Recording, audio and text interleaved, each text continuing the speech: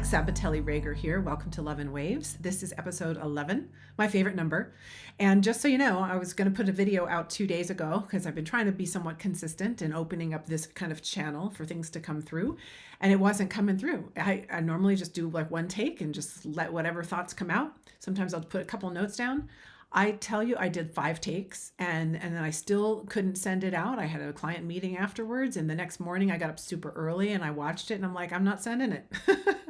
So I will revisit that topic when I'm feeling inspired again, but I wanted to share with you kind of what's happening and how I've tried to flow in life, because as I'm ascending the frequencies, as we all are ascending the frequencies, I really try to do this with much consciousness and with much fervor.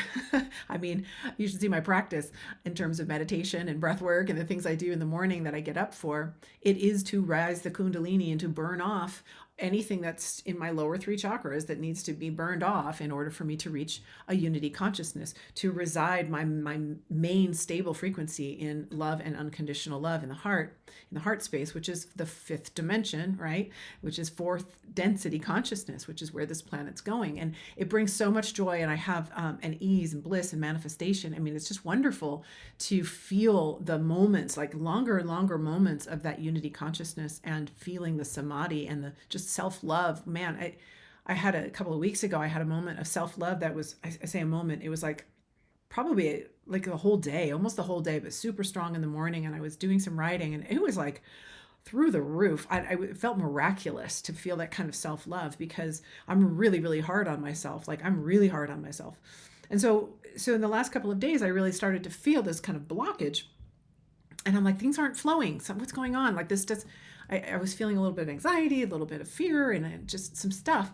And so rather than going to the mind, I did some breath work and I got in the sauna. I let myself cry and just get it out and just like emote. And I didn't want to think about it. I was just like, feeling through it.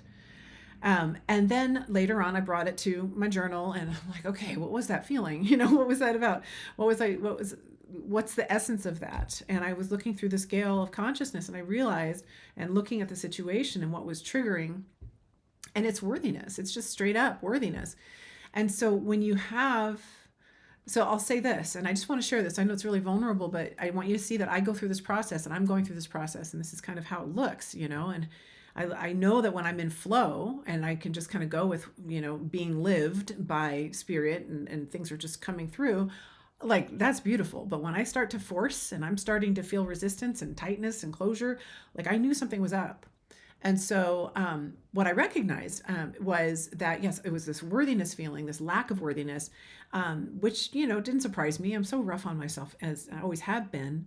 But I recognized that normally I really allow everything to just kind of move right through me, right? Like I don't judge anymore. I accept the moment. Even when it looks uncomfortable out here in the manifestation, I know that my alignment is creating a new reality, and that's happening faster and faster. So I don't need to worry about the mirror, the output. I just need to continue to tend to the inside.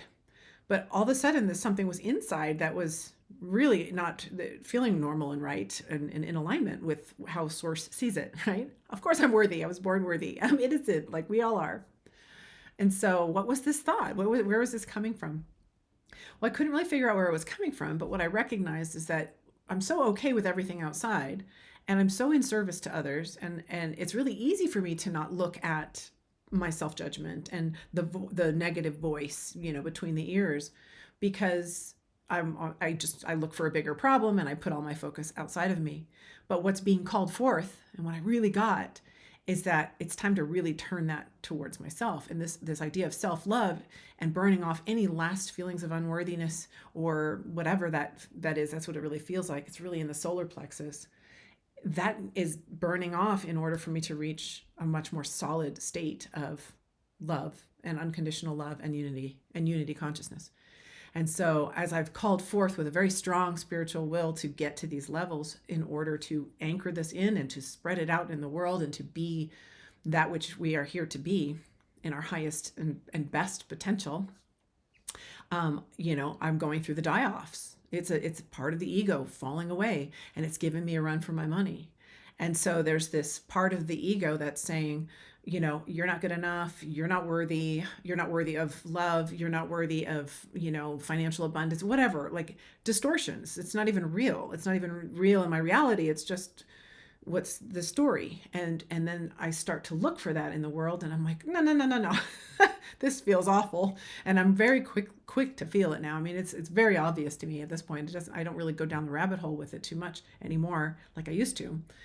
But it definitely does show up. And so I got my ego on this side that's just trying to like hang on to some weakness left in me that doesn't want to die. That ego does not want to go away. It wants control. And then there's this faith in this higher self, and it's a quieter voice, and I need to be present and not let myself go, look at the past and project into the future and try to control the outcomes and try to manipulate my world to feel better. No, no, no. I have to literally surrender, fully surrender, and have faith that the alignment that I've been tending to is going to show up in the printout of the world, in the mirror, and just to let go, and let that ego just quiet down and get in the back seat, right?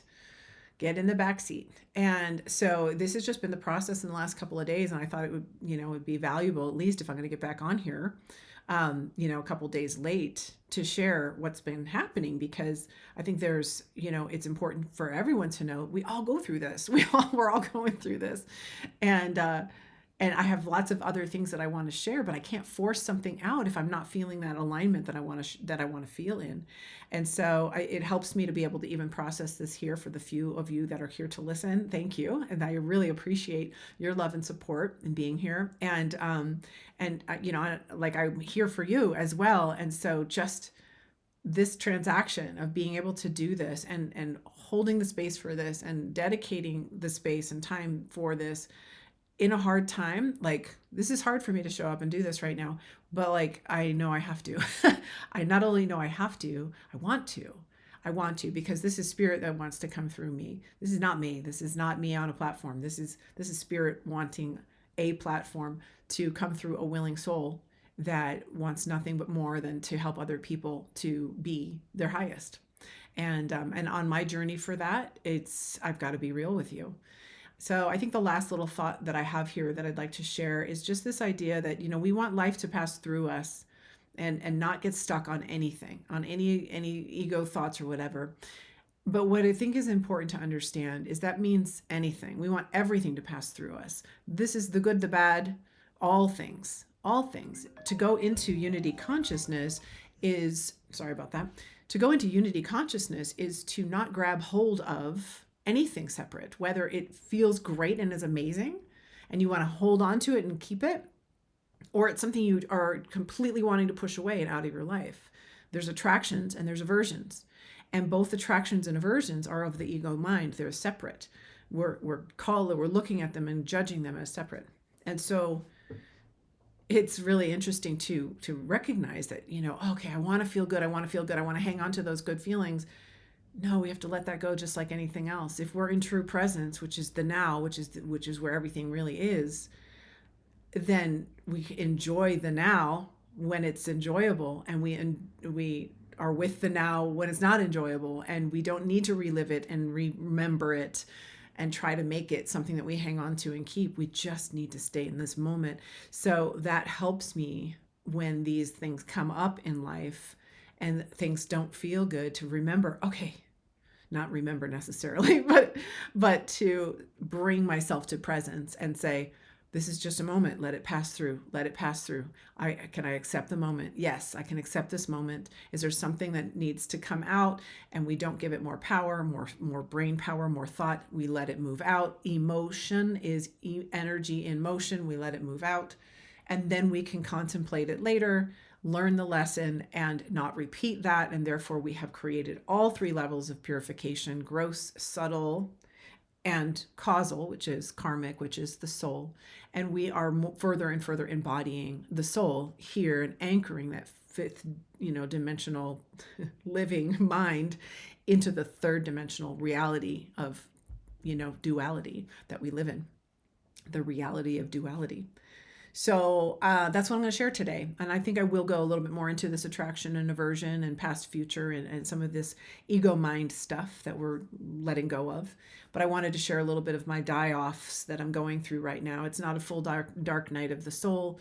Been through a few of those. Those are pretty darn intense. Maybe I'll talk about that sometime. But certainly, some pretty regular dropping away of some false distortions in my mind that I don't want to create in my reality that I'm feeling. So thanks for listening. Thank you for your support and love. And yeah, if you want to comment, like, share, do your thing, please. I do appreciate it.